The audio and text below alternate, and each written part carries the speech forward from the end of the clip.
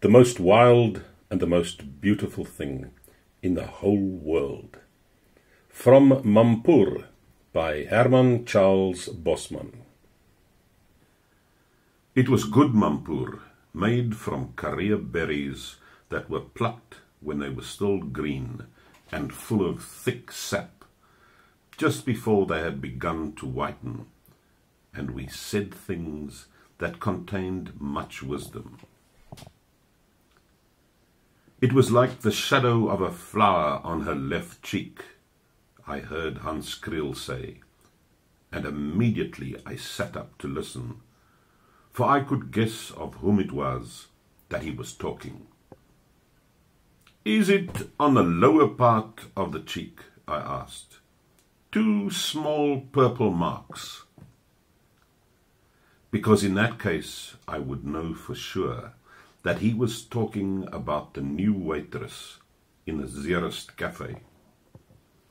I had seen her only once, through the plate glass window, and because I had liked her looks, I had gone up to the counter and asked for a roll of Boer tobacco, which she said they did not stock. When she said they didn't stock kudu biltong either, I had felt too embarrassed to ask for anything else. Only afterwards I remembered that I could have gone in and sat down and ordered a cup of coffee and some harde beskuit. But it was too late then. By that time I felt she could see that I came from this part of the Mariku, even though I was wearing my hat well back on my head. Did you speak to her?" I asked Hans Kriel after a while. "Yes," he said. "I went in and asked her for a roll of Boer tobacco, but she said they didn't sell tobacco by the roll, or kudu biltong either." She said this last with a sort of a sneer. I thought it was funny, seeing that I hadn't asked for kudu biltong. So I sat down in front of a little table and ordered some harde beskuit and a cup of coffee. She brought me a number of little dry flat cakes with letters on them I couldn't read very well. Her name was Marie Rousseau. "You must have said quite a lot to her to have found out her name," I said with something in my voice that must have made Hans Kriel suspicious. "How do you know who I'm talking about?" he demanded suddenly. "Oh, never mind," I answered. "Let's ask Christian Wilman to refill our glasses." I winked at the others, and we all laughed, because by that time Hans Kriel was sitting half sideways on the rimpie bench, with his shoulders drawn up very high, and his whole body seeming to be kept up by one elbow. It wasn't long after that he moved his elbow, so that we all had to pick him up from the floor and carry him into the voorkamer, where we laid him in a corner on some leopard skins. But before that he had spoken more about Marie Rousseau, the new waitress in the cafe.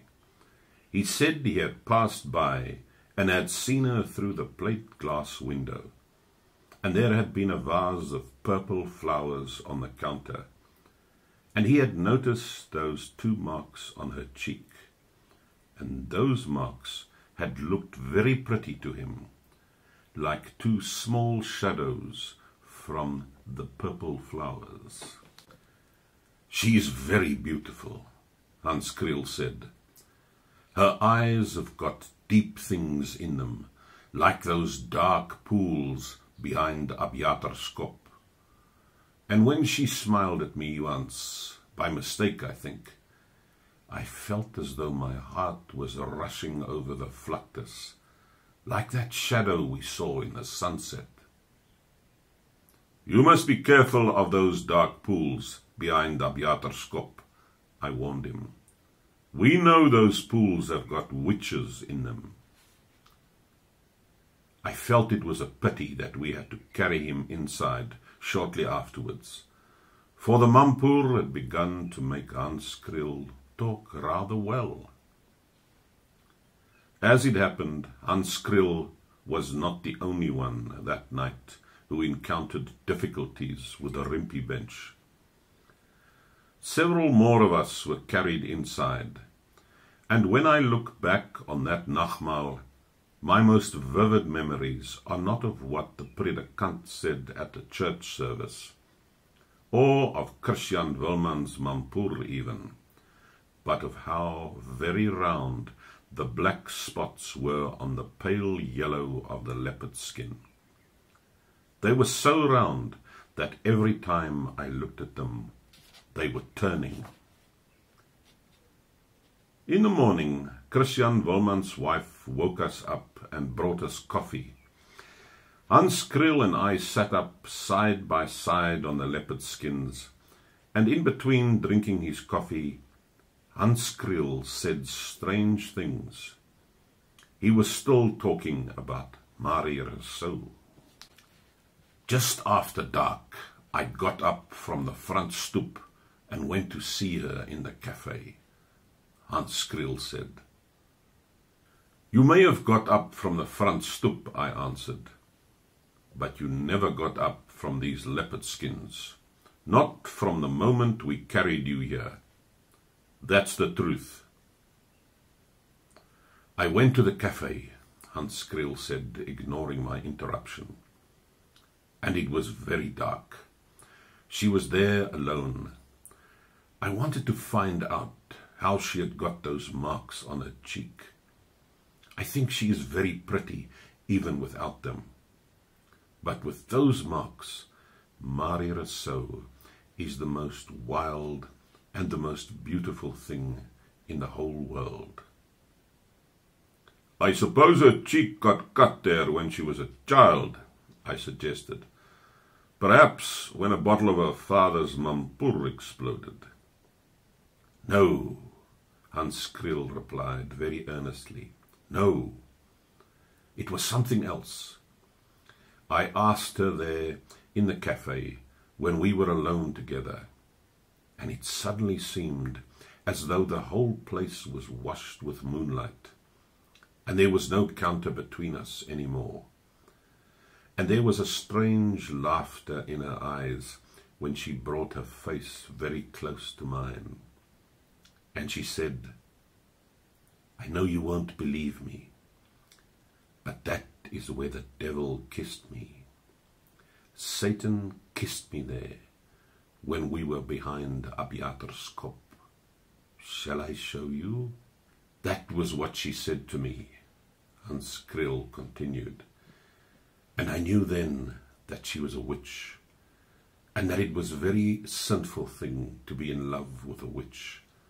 And so I caught her up in my arms, and I whispered, trembling all the time, 'Show me.' And our heads rose up very tall through the shadows, and everything moved very fast, faster than the shadows move from Abiatar's kop in the setting of the sun. And I knew that we were behind Abiatar's kop, and that our eyes were indeed dark pools there, with the tall reeds growing on the edges. And then I saw Satan come in between us, and he had hooves and a forked tail, and there were flames coming out of him, and he stooped down and kissed Marie Rousseau on her cheek, where those marks were, and she laughed, and her eyes danced with merriment, and I found it was, all the time, I who was kissing her. Now what do you make of this skulk?"